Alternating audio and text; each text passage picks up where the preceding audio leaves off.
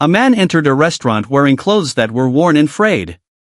The moment he stepped inside, everything stopped. The staff exchanged glances, the kind that don't need words. The manager didn't hesitate. He walked over and said, "Leave. You're scaring my customers." The man didn't argue. He didn't explain. He simply stood there, quiet and still, before finally turning toward the door. No one knew his story, and no one cared enough to ask. They saw the surface and decided what he was worth. What none of them realized was that this man wasn't poor, and he wasn't lost. He owned the very building they were standing in. Before we go on, tell me where you're watching from in the comments. And if you enjoy stories like this one, make sure to like this video and subscribe to the channel. You'll want to hear the rest of this story. Jonathan Rees wasn't the kind of man who sought attention. In fact, most people would never have guessed his name was attached to some of the biggest charitable foundations in the world. He had worked tirelessly for decades to build a life of comfort and success, but something had started to bother him deeply. For all his wealth, there was one thing he couldn't seem to buy: a genuine understanding of how people treated others who appeared to have nothing.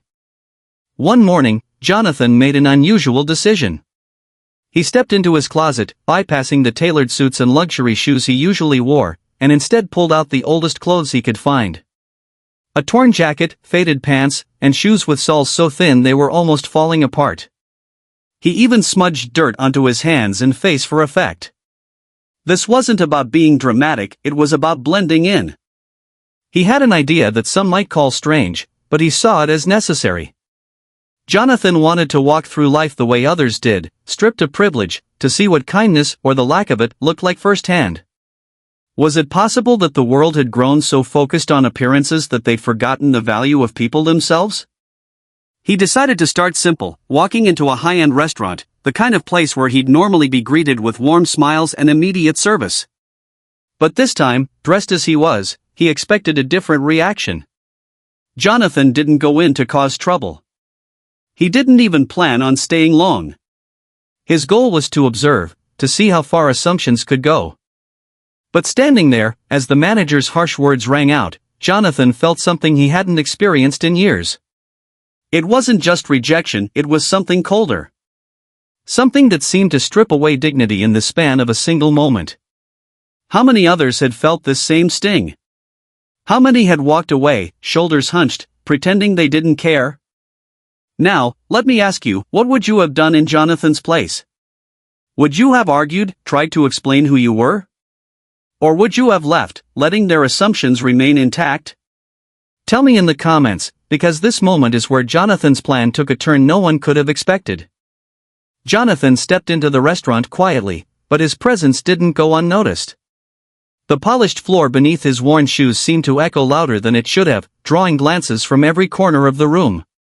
Conversations at nearby tables softened into murmurs, and the occasional sound of silverware clinking against plates faltered.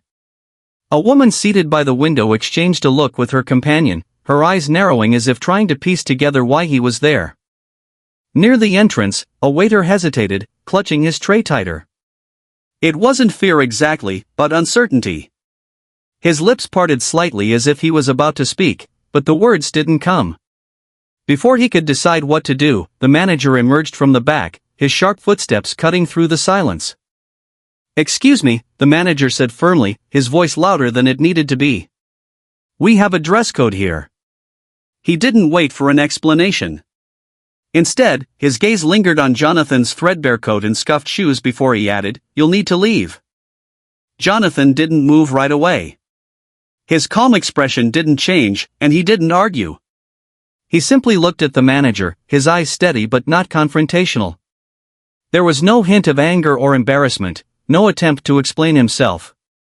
It was as if he was waiting for something, or perhaps testing how far this would go. The manager, impatient and now visibly irritated by Jonathan's silence, gestured toward the door. "Did you hear me? Out." Still, Jonathan didn't react in the way most would. Instead of flinching or defending himself, his faint smile remained. To anyone watching, it might have seemed like he wasn't taking the situation seriously, but there was something about his demeanor, a quiet confidence, almost as though he knew something they didn't. For a moment, the tension in the room was almost tangible. The waiter, standing a few steps away, shifted uneasily on his feet. He glanced at Jonathan, then back at the manager, as if debating whether to intervene. You could almost see the conflict in his eyes. Should he say something?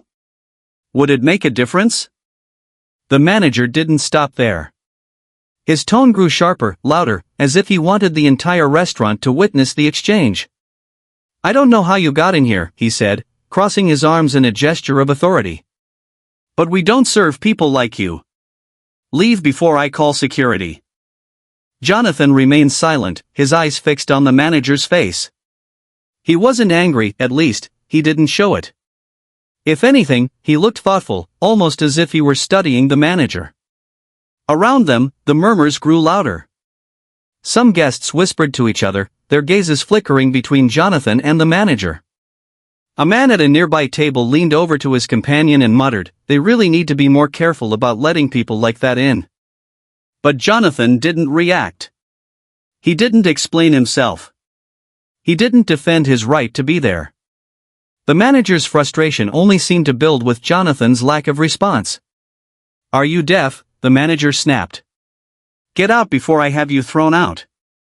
As this scene unfolded, one might think this was just a case of mistaken identity, but that wasn't the full picture. Just last week, Jonathan had stood in a grand ballroom filled with the most influential people in the city. Dressed in a tailored suit, he had given a speech about the importance of giving back, pledging millions to support homeless shelters and food banks. The applause had echoed through the room, and his name was celebrated as one of the most generous philanthropists of his time. Yet, here he was, treated as though he didn't belong. How ironic, Jonathan thought to himself.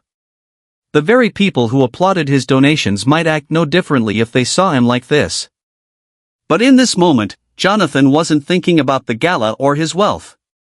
His focus was on the manager. On the assumptions being made. On the young waiter standing a few feet away, shifting nervously, as if unsure whether to speak up or stay quiet. The tension in the room was undeniable. And then, something changed. Jonathan's calm demeanor started to crack, but not in the way anyone expected. His lips pressed together, and for the first time, he spoke. What makes you think I don't belong here? He asked, his voice low and steady. The manager paused, taken aback. Look at you, he replied, gesturing at Jonathan's clothes. You're not exactly dressed for this kind of place. Jonathan didn't argue. Instead, he reached into his pocket and pulled out something small and folded.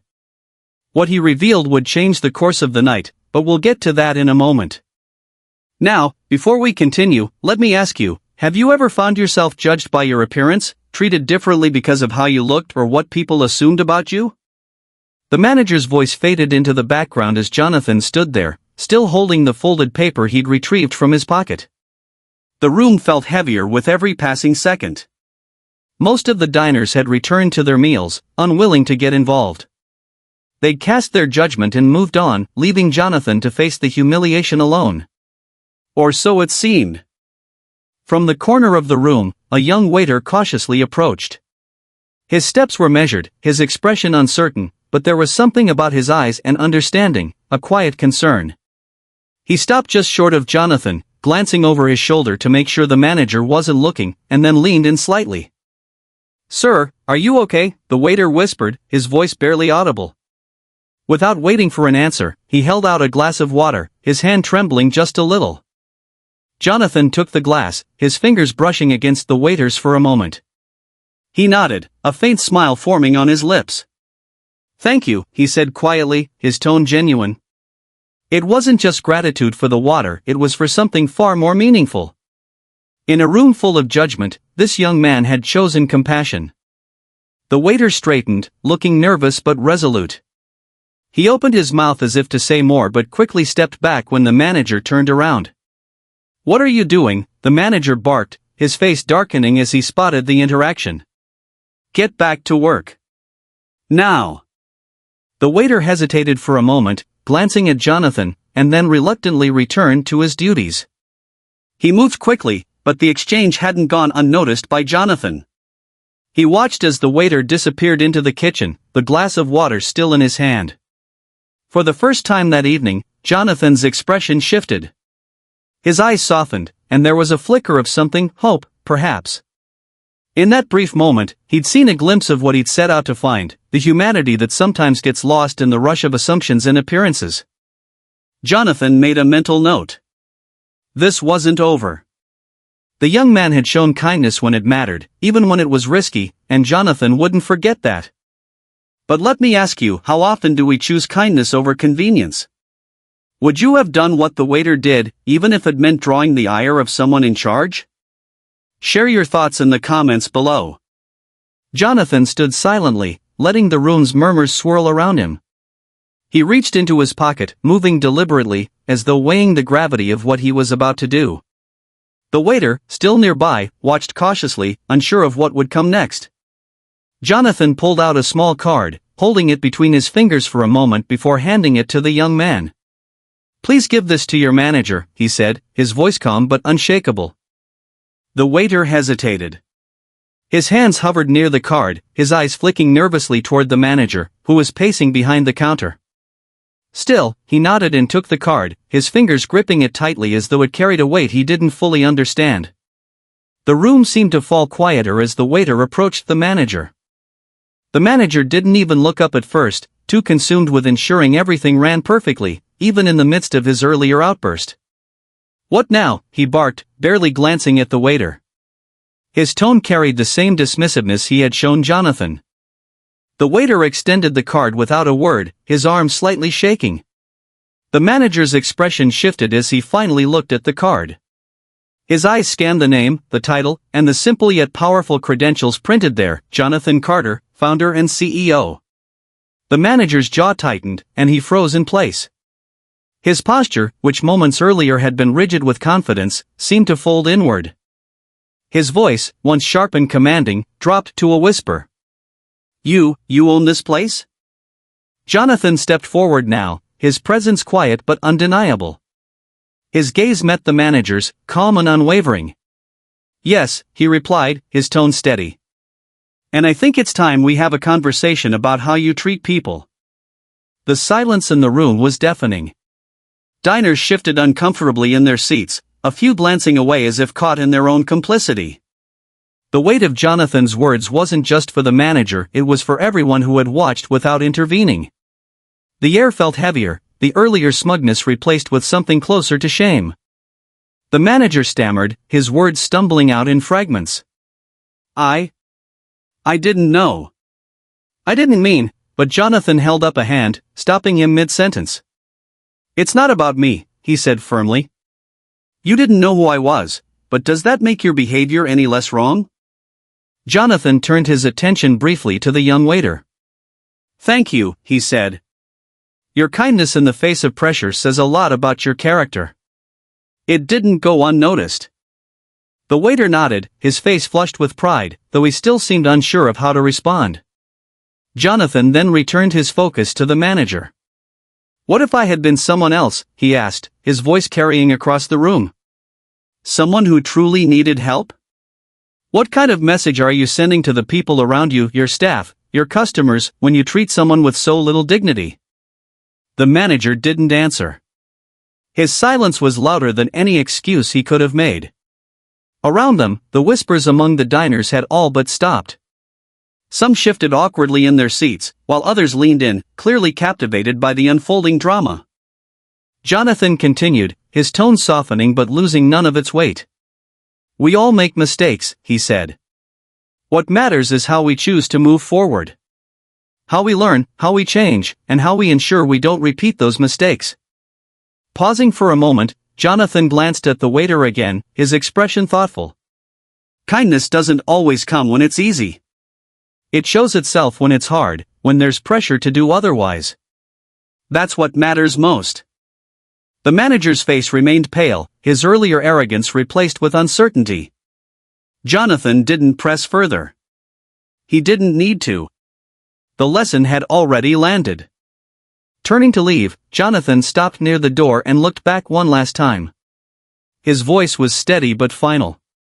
Remember, the way we treat others speaks louder than anything we say about ourselves. As Jonathan walked out, the room sat in stunned silence. But for the young waiter, standing there with a quiet sense of pride, that night would be one he'd remember for the rest of his life. Let me ask you, how often do we stop to consider how our actions, even small ones, affect others? Have you ever had a moment where someone's kindness or cruelty stayed with you long after it happened? Jonathan didn't leave right away. Instead, he asked for a quiet space to speak with the staff. The manager, still visibly shaken, reluctantly agreed, leading him to a back room where the employees gathered. The diners continued their meals, their whispers filling the room as the unexpected scene unfolded behind closed doors. Standing before the staff, Jonathan spoke calmly, his tone firm but not unkind. "I've always believed that mistakes are opportunities," he began. "But only if we're willing to learn from them." He looked at each person in the room, his gaze stopping briefly on the manager, whose expression was now a mix of embarrassment and fear. "What happened tonight was not just about me. It was about the way we treat people, whether we think they matter or not." The staff remained silent, hanging on to every word. Jonathan then turned to the manager. "I'm not going to fire you," he said. The room collectively seemed to exhale, though the tension didn't fully leave. "But there's something I need from you. Every person who walks through these doors deserves to be treated with respect. That includes training, not just in service but in empathy. And I'm going to make sure that happens." The manager nodded quickly, relief washing over his face, though his shame was evident. Jonathan wasn't finished. He turned to the young waiter who had been standing quietly in the corner, his hands clasped nervously. "You," Jonathan said, his voice softening slightly. "You showed me something tonight that many people wouldn't. Compassion, even when it wasn't convenient." The waiter's face flushed, and he opened his mouth to speak, but Jonathan raised a hand to stop him. "You don't need to say anything. Your actions spoke louder than words ever could. And for that, I want to thank you properly." Jonathan's next words left the room stunned. "From this moment forward, you're the new assistant manager. Your salary will reflect your new position, and I trust you'll continue to lead with the same kindness you showed tonight." The young man's eyes widened, and for a moment, he looked as though he might cry. "Thank you," he said softly, his voice shaking. "I won't let you down." Jonathan nodded, then addressed the entire staff one last time. "This isn't just about a title or a paycheck. It's about what kind of example we set, not only in this restaurant but in life. How we treat others is a reflection of who we are. And that, more than anything, is what matters." With that, Jonathan left the room, the young waiter standing a little taller, and the rest of the staff quieter, clearly deep in thought. As Jonathan walked back to his car, still dressed in the disguise that had sparked the evening's events, he couldn't help but smile. The night had been challenging, but it had also been revealing. He had witnessed the best and worst of human behavior, and in the end, it wasn't the judgment or cruelty that lingered in his mind, it was the kindness of one young man who chose to act differently. Reaching his car, Jonathan paused for a moment. The city lights reflected in the windshield as he thought about what the night had taught him. Kindness isn't always easy, he realized, but it has a way of shining through, even in the most unexpected places. Jonathan sat quietly in his car, staring out at the city lights shimmering in the distance. The night had unfolded in ways that even he hadn't fully anticipated. The reactions, the judgments, the small but powerful act of kindness, it all left him with plenty to reflect on. This wasn't just about a single evening or a single restaurant. It was a reminder of something far greater, that assumptions can blind us, and appearances rarely tell the whole story. The manager's actions may have stemmed from habit or prejudice, but that didn't make them right. And yet, one young waiter had chosen a different path, a choice that, in its simplicity, carried immense weight. Jonathan smiled faintly as he thought about the waiter. The promotion wasn't just a reward, it was a chance to empower someone who had already shown the courage to act with empathy.